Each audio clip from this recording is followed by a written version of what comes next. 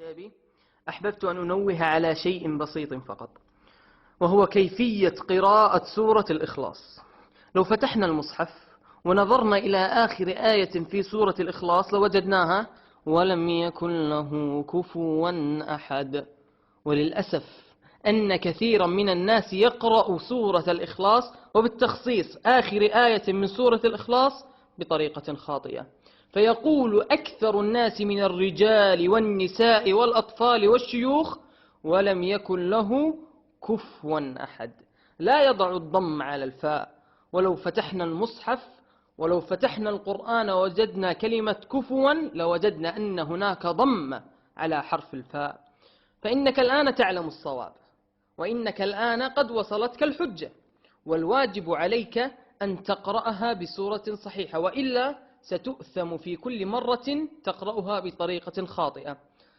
الله سبحانه وتعالى رفع القلم عن الجاهل الذي لا يعلم، والآن أنت تعلم، والواجب عليك أن تصحح قراءتك.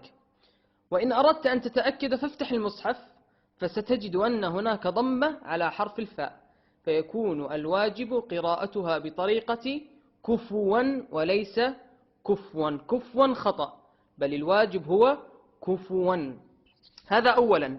ثانيا، أنت الآن تعلم هذه المعلومة وتريد أن تكسب الحسنات، وتريد من الله سبحانه وتعالى أن يوفقك.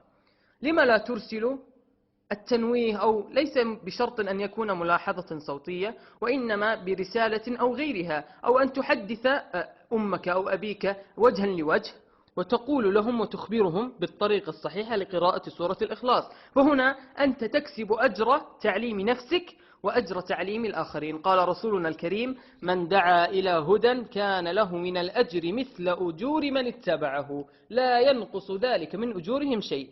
فابتغ الأجر في نفسك وفي غيرك، وافعل هذه الفعل لوجه الله سبحانه وتعالى، وأصلح طريقتك في قراءة سورة الإخلاص.